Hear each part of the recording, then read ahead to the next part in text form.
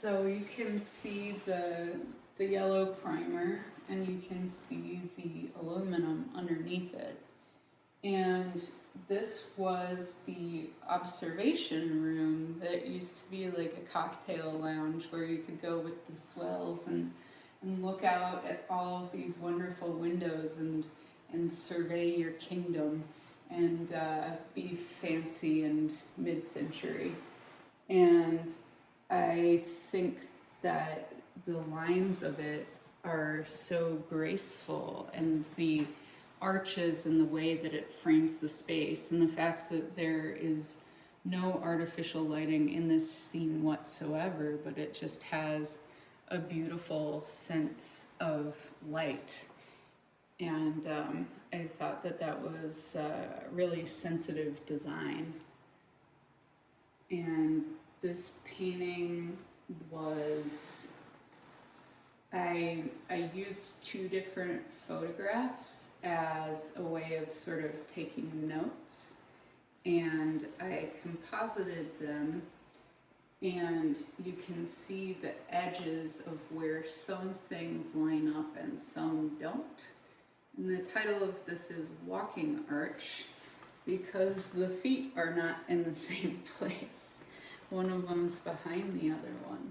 And it would have been easy enough for me to just be like, oh, I'm just gonna make this a little longer, and I'm gonna make this consistent, and make the floor in the same place, and change the angles a little bit, but I didn't want to do that.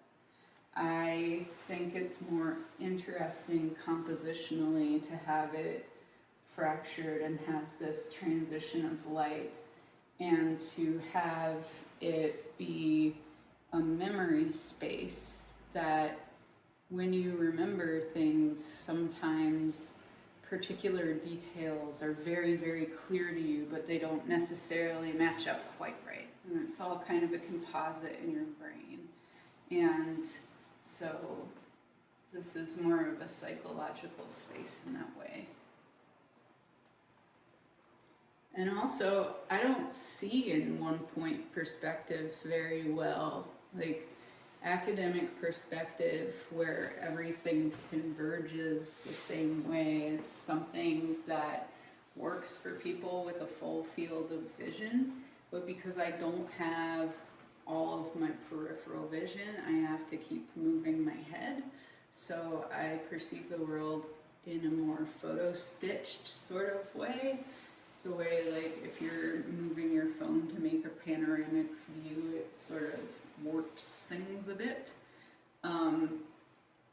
But I think there are two different types of truth in depicting space, and that you can either depict it in the way that you experience it, or you can depict it in the way that is mathematically logical.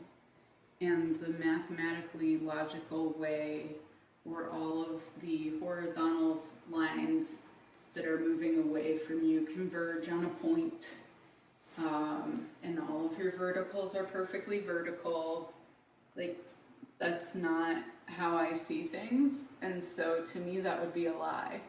So you're gonna lie one way or the other, so you might as well make a nice picture out of it.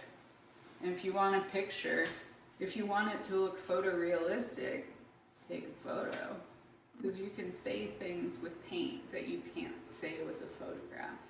Which is not to discount the validity of photography as an art form, because I have a great deal of respect for photographers, but it's just a different beast.